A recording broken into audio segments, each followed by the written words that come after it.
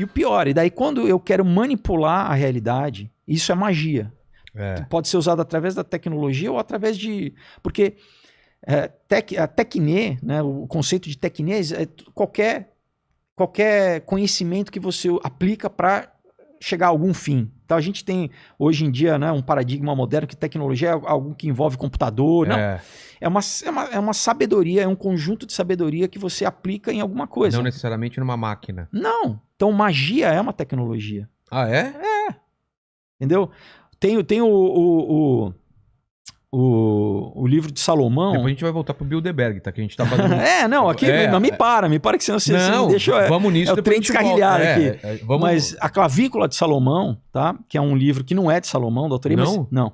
É um livro da Baixa Idade Média, mas assim, porque tem na tradição judaica, né, talmúdica, que inclusive na própria Bíblia a gente sabe que Salomão, ele começou bem, mas ele terminou muito mal, ele meio que apostatou, né, ele se deixou ser, né, assim, no começo da história Deus fala, olha, eu te dou, né, pede alguma coisa aí que você quiser, e ele pediu conhecimento, e Deus se agradou disso, em vez dele ter pedido, né, riquezas, mulheres e tal, ele falou, não, então porque você pediu conhecimento, eu vou te dar as outras coisas. Mas o que aconteceu?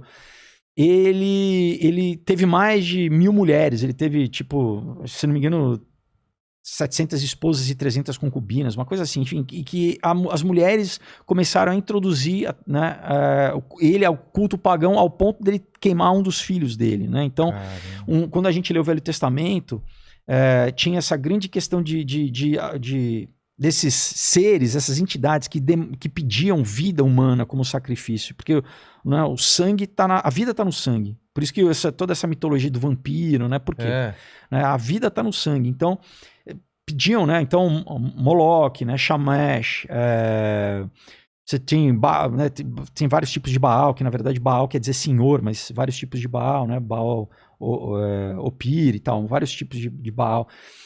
Então o que? Deus, ele na verdade, ele queria ensinar ao ser humano a não sacrificar vida humana, tá? Que a vida é sagrada, né? Então, muita gente quando prega, por exemplo, né, quando Deus pede para Abraão o sacrifício de Isaac, as pessoas muitas vezes falam, olha, isso aqui, né, a fé de Abraão, Deus pediu, Abraão obedeceu. Mas o que as pessoas não, às vezes, né, eu aqui no Brasil pelo menos nunca ouvi essa contextualização da cultura, porque na verdade Abraão veio de uma cultura pagã, ele era de Ur dos Caldeus, ele vivia numa cultura pagã onde era normal sacrificar ser humano, criança, tá? Era normal. Então, quando Deus pede para ele, a tradição é essa, entendeu?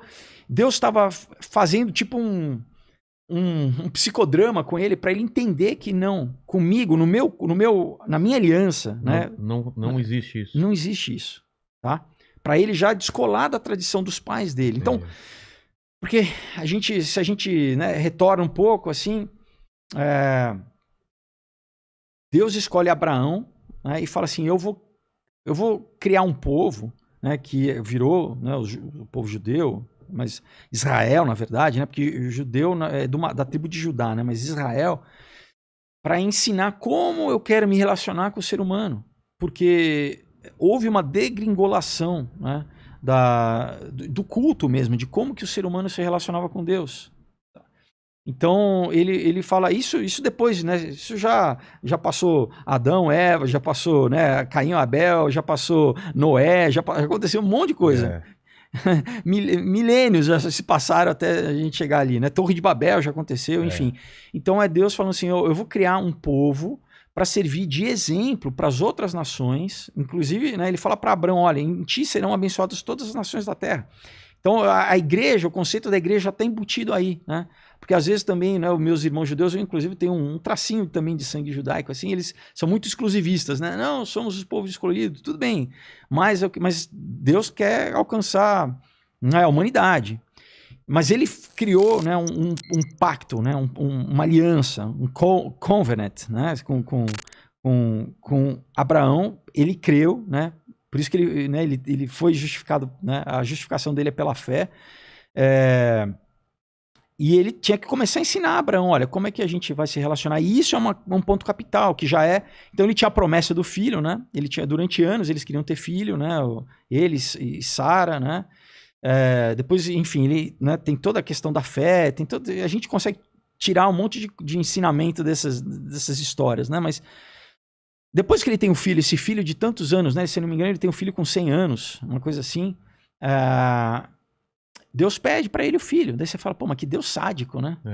O ateu, né? Faz essa crítica, esse desconstrutivismo aí, que né? Deus é esse? Que Deus é esse, né? Que Deus sádico, pô, ele dá um filho e daí pede para matar o filho. Não, você não tá entendendo a história. Queria isso. Nenhum momento. Uma coisa, já tipifica Jesus, porque, né, Isaac leva a madeira nas costas, ele é o sacrifício, como Deus deu seu filho, que levou a madeira nas costas, né, Jesus, e quando chega lá, né, para ser sacrificado, quando ele levanta, a Bíblia diz que ele levanta o cutelo, né, enfim, um instrumento de corte, né, um anjo interrompe ele, né, porque basicamente a ação já está cumprida, né, ele já, na mente dele, no coração, ele já, mas ele interrompe, e daí aparece o quê? Aparece um cordeiro ali preso, que é usado como sacrifício, tipifica Jesus, entendeu? Mas basicamente é para ensinar então o quê? Não se sacrifica. Depois em Deuteronômio de novo, né? Ele fala, Deus abomina isso, sempre abominou. Então enquanto todas as outras culturas, a cultura grega, a cultura babilônica, né? Depois em Apocalipse ainda, né? A gente já na Pérsia, já se, enfim, né? Aqui no Ocidente na época, os astecas, os incas, né? Todos sacrificando. Ao longo cara, a gente tem registro de sacrifício humano na história, ao longo né? Deus fala não, entendeu? Então é diferente, é um monoteísmo, é um Deus criador, entendeu? Não é o politeísmo, não são essas várias entidades representadas não só na natureza, mas em planetas, né? Saturno, Marte, Júpiter, né? É o Deus que transcende isso, né? Então, quando a gente lê em primeiro Romanos, Paulo fala, olha, né, a gente adora o Criador e não adora a criatura. Então, qualquer coisa que não precisa ser simplesmente uma estátua, né? Qualquer coisa que você adorar no lugar de Deus, aquilo vira um ídolo para você. Pode ser o teu corpo, pode ser dinheiro, pode ser qualquer coisa que você colocar no lugar de Deus para você, isso vira um ídolo, né? O teu trabalho, a tua carreira, qualquer coisa. Pode ser material, pode ser abstrata. Qualquer coisa que Deus, na verdade, é o quê? A pessoa, não, mas então Deus é muito... Não, a gente personaliza Deus. Não, Deus é a vida, Deus é a existência em si, né? Então como que eu vou estar em oposição contra a própria existência, né? Mas é isso que, enfim, existe esse desejo aí de oposição das pessoas quererem, né? Tá em oposição a Deus e oposição e daí usam a magia, né? Porque... Quando você se submete à vontade de Deus, quando você, através de oração, através do Logos, né, você literalmente está se submetendo, fala assim, olha, eu sou limitado, eu quero passar na prova de direito mês que vem. Sei. Deus, né? Me ajuda. Pode ser que eu não sei, eu não consigo ver daqui a 1 mês, 2 meses, né? As pessoas vão vidente, vão buscar porque elas querem saber o resultado. Eu não sei. Se eu confio que Deus me ama, né, que a vontade dele é boa, perfeita e agradável para mim, eu vou descansar. Claro, eu vou fazer minha parte, vou estudar e tal, mas, cara, se eu não, pode, entendeu? Mas eu tenho a confiança de que eu vou fazer o meu melhor. Se isso não acontecer, Deus tem um propósito melhor para mim. Não é verdade aquela conta que tem vários filmes que mostram a pessoa não pegou o trem, daí depois ele encontrou o amor da sua vida no outro vagão, né? Às vezes você fala, putz, isso não deu certo, daí a oportunidade. Então é isso, Deus fala, calma, você não tá vendo, eu tô vendo no macro aqui. Ele vê todo o eu vejo todas as dimensões, você tá aqui nas 3 e 4, que é o tempo, você tá preso aí num fluxo de tempo, você não tá... Então você confia em mim. Agora, quando eu não confio, eu falo o quê? Não, eu vou estabelecer o meu poder. Eu vou pagar para alguém fazer um trabalho para trazer meu amor em não sei quantos dias, ou então para prender aquela pessoa, ou então para eu ter... Entendeu? Eu estou usando uma tecnologia, no caso magia, uma tecnologia metafísica, as pessoas aí podem acreditar ou não, mas isso ao longo da história o ser humano tem recorrido a isso, de reis e príncipes, o quê? Para manipular, querer manipular a realidade para um fim. E tudo bem, é a tal da história do pacto. Só que isso sempre vem com preço, cara. Sempre tem um preço. Mesmo, nem que seja um preço causal, aquela história, né? Quem planta furacão colhe tempestade. Porque o que é poder, né? Deus é onipotente, ele que tem todo o poder. Se eu quero tomar o poder para mim, né, eu estou usurpando o poder de Deus, eu não estou me submetendo, na verdade, à realidade, né? E eu estou querendo encontrar um atalho, manipular. Né? Você vai ter um resultado. Então, mas quando você fala de magia, ela existe. Existe.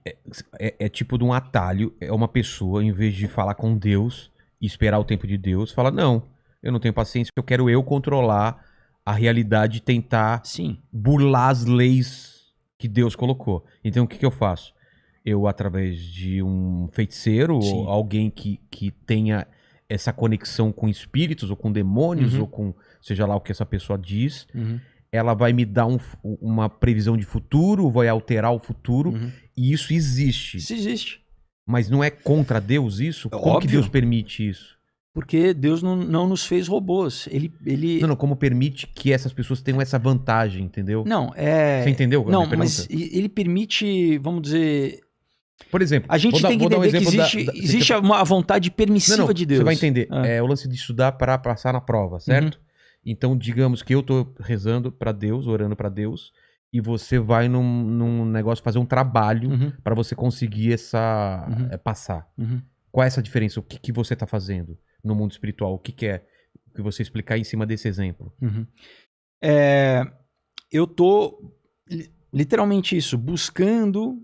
Daí tem gente que fala assim, poxa, mas e aí? Você tem dois jogadores crentes num jogo de futebol, os dois oram, e aí? Deus aí, né? A minha pergunta é isso, você vai conseguir? A gente fica limitado a só uma... Né? A gente tem que entender que existem milhões de possibilidades alternativas. Né?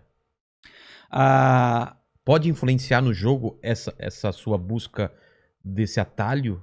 Você realmente acionar espíritos ou demônios? Você pode... Com certeza. Olha, tem um de possibilidades alternativas. Né?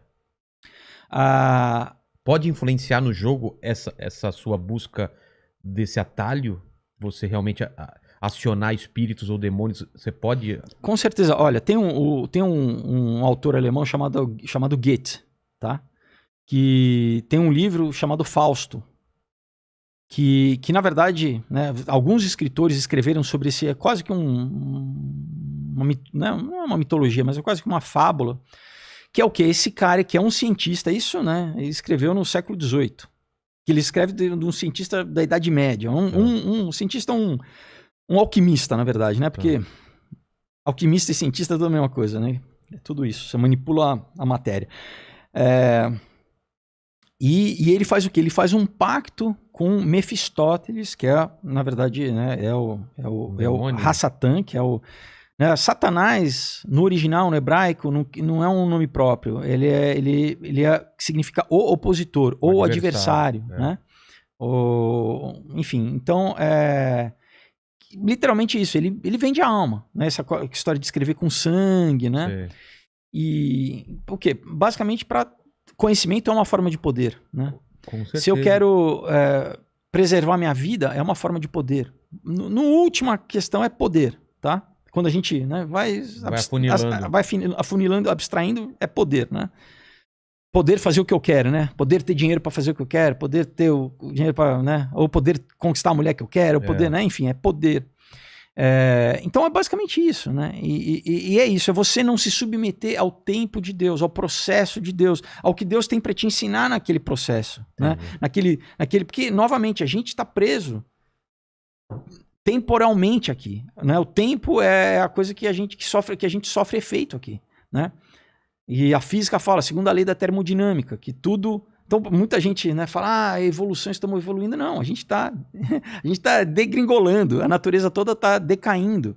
Que, biblicamente, a gente fala que é o quê? Que isso é o princípio de entropia que entrou na natureza por causa do pecado humano. Porque Deus, né, no que seria conceitualmente o Éden, é um espaço onde essa lei não funciona. Não tem entropia. As coisas não decaem. São eternas. São eternas. Porque Deus é eterno. Deus está fora do tempo, né? Às vezes é difícil tentar conceitualizar isso, mas imagina uma roda, né? Um aro de bicicleta, né? Ele assim, deitado, né? Então, você tem o eixo da bicicleta e você tem a roda. Então, o eixo, ele comanda tudo, ele sustenta tudo, mas ele não move, ele está parado. O que mexe é a roda. Então, assim... Deus seria esse eixo. Ele tá fora do tempo. Tô tentando uma ilustração, né? É difícil pra gente tentar, né, conceitualizar isso, mas assim... Então a gente tem que entender que assim, a gente tá aqui num fluxo onde você falou, mas por quê? Porque aqui é o tempo que a gente tem para exercer as nossas escolhas, né? Quando você tá na presença de Deus, você tá... É como o Paulo fala, ó, depois... Não vai ter mais fé, não vai precisar de fé, porque você vai ver. Fé é pra cá. Você não vai precisar mais de... Como é? Sabedoria. Minha mulher fala só sempre, amor. Fé é acreditar sem ver. Mas é isso, é a definição bíblica. Aí ela me pede pra ver meu WhatsApp, eu falo, tenha fé. Então, né? Daí quando ela te fala também, não, você pede, não, cadê o extrato do cartão? Ela fala, tenha fé. Mas voltando ao exemplo do estudar pra prova, ou eu vou comprar essa minha vaga através desse atalho que é fazendo um trato com... Não, cara, vai vir um preço que você vai pagar em algum momento na tua vida, porque o outro lado cobra. Então, mas pode ser que consiga. Sim. Ah, é? Porque você tá, cara, aqui... Você tá alterando a realidade alterando a realidade. Você tá roubando. Você tá roubando. Caramba. O que não é diferente de um ato de roubar fisicamente alguma coisa. É a mesma coisa. Você tá indo contra um princípio moral, só que é um princípio moral espiritual. Né? Isso tem um preço. Isso tem um preço. A nossa lei jurídica, a gente tem que entender que existe... A realidade, ela existe metafisicamente, depois ela ela vem descendo, ela vai se condensando e se materializando. Então, o mundo que a gente vive aqui, o mundo real, né? Isso Platão já falava, entendeu? E Platão, né? Não era nenhum cristão, mas já a questão da